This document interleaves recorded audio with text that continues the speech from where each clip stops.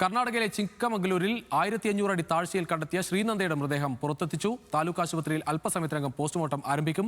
ഏറെ നേരത്തെ പരിശ്രമത്തിന് ഒടുവിലാണ് ദൗത്യസംഘത്തിന് മൃതദേഹം പുറത്തെത്തിക്കാൻ കഴിഞ്ഞത്. ശ്രീനന്ദയുടേത് അപകടമരണമല്ലെന്നും മൃതദേഹം കൊണ്ടിട്ടതാണെന്നുമാണ് കുടുംബം പറയുന്നത്. കാണാതായത് ഈ സ്ഥലത്ത് വച്ചല്ലെന്ന് വല്യച്ഛൻ ശശികുമാർ പറഞ്ഞു.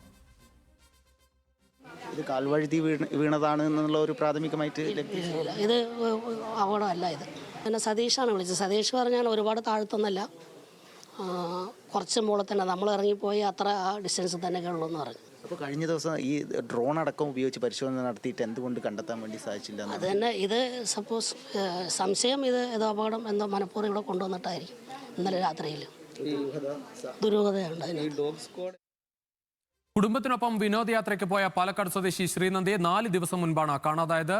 വിശദാംശങ്ങളുമായി രതീഷ് വാസ്തവൻ ചേരുകയാണ്. രതീഷ്, ഇനി പോസ്റ്റ്മോർട്ടം റിപ്പോർട്ട് വരണം, എന്താണ് ഈ സംഭവിച്ചത് എന്നതിന്റെ ഒരു സൂചന ലഭിക്കാൻ. പക്ഷേ ഈ കുടുംബം പറയുന്നത് ഈ സ്ഥലത്ത് വച്ചല്ല കാണാതായത് എന്ന് പറയുന്നു. അതോടൊപ്പം ഇപ്പോൾ മൃതദേഹം കണ്ടു എന്ന് പറയുന്ന സ്ഥലത്ത് വലിയ പരിശോധന ആ സമയത്ത് നടന്നിരുന്നു. അപ്പോഴൊന്നും കാണാത്ത ഒരു മൃതദേഹം ഇപ്പോൾ കണ്ടെത്തൽ ഒരു ഗൂഢാലോചനയോ ഒരു ദുരൂഹതയോ ഇപ്പോഴും സംശയിക്കുന്നുണ്ട്.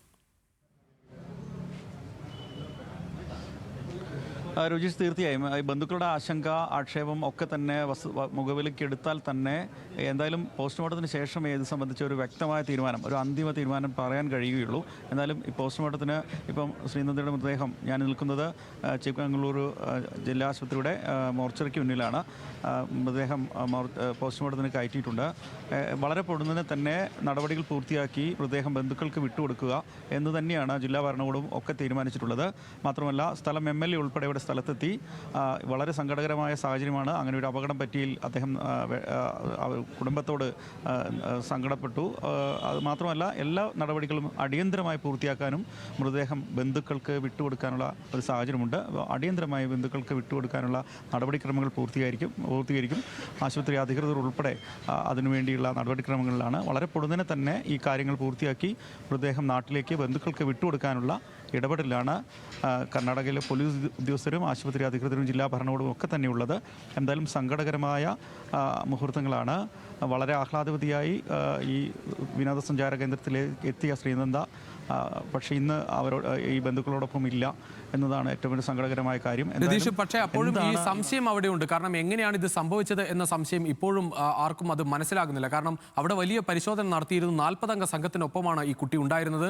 അങ്ങനെ ഒരാൾ എപ്പോൾ നഷ്ടമായി എന്നത് പോലും മനസ്സിലായില്ല ആദ്യഘട്ടത്തിൽ. അതിനുശേഷം വലിയ തെരച്ചിൽ ആ പ്രദേശത്തൊക്കെ നടത്തി. അവർ പറയുന്നതിൽ ആ ഒരു സംശയം ഉന്നയിക്കുന്നതിൽ പ്രധാനമായും കാരണമുണ്ട്. ആ കാര്യത്തിൽ തുടക്കത്തിലുള്ള അന്വേഷണത്തിലും ചില അതൃപ്തിയുണ്ട്. തീർച്ചയായും അത്തരത്തിലുള്ള ആശങ്ക മുഖവിലേക്ക് എടുത്തുകൊണ്ട് തന്നെയാണ് പോലീസ് ഇപ്പോൾ നടപടികൾ സ്വീകരിക്കുന്നത്. അത് തുടർച്ചയായ അന്വേഷണത്തിൻ്റെ ഒടുവിൽ തെളിയേണ്ടതാണ്. അത്തരം നടപടികൾ പൂർത്തീകരിക്കും, അതിൽ സംശയമില്ല.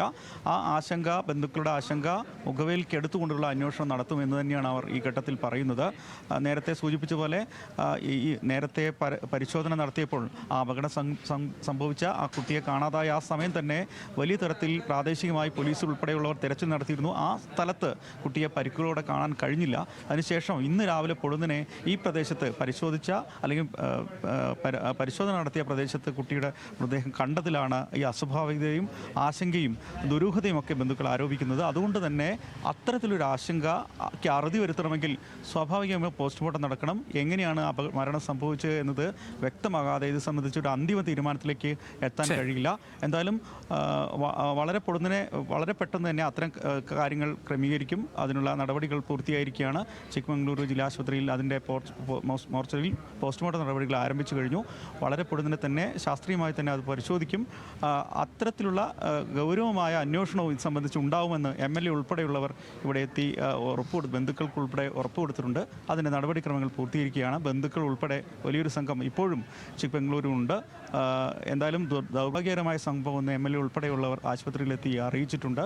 എന്തായാലും പോലീസും ഗൗരവമായി തന്നെയാണ് ഈ വിഷയത്തിൽ മറ്റെന്തെങ്കിലും തരത്തിലുള്ള ഇടപെടലുണ്ടോ എന്ന് പരിശോധിക്കുന്നത്. മാത്രവുമല്ല, അന്തിമ തീരുമാനം വരണമെങ്കിൽ പോസ്റ്റ്മോർട്ടത്തിന്റെ പ്രാഥമിക വിവരങ്ങളെങ്കിലും ലഭിക്കണം. ശരി രതീഷ്, അത് തന്നെയാണ് കാരണം. പോസ്റ്റ്മോർട്ടം ഇപ്പോൾ നടന്നുകൊണ്ടിരിക്കുകയാണ്. പോസ്റ്റ്മോർട്ടത്തിന്റെ പ്രാഥമിക വിവരമെങ്കിലും ലഭിച്ചാൽ മാത്രമേ ഇത് അപകടമരണമല്ല, കൊലപാതകം ആണെന്ന് സംശയിക്കുന്നു എന്ന് ബന്ധുക്കൾ പറഞ്ഞത്. ആ കാര്യത്തിൽ ഒരു വ്യക്തത വരികയുള്ളൂ. എന്തായാലും അല്പസമയത്തിനകം തന്നെ പോസ്റ്റ്മോർട്ടം പൂർത്തിയാകും.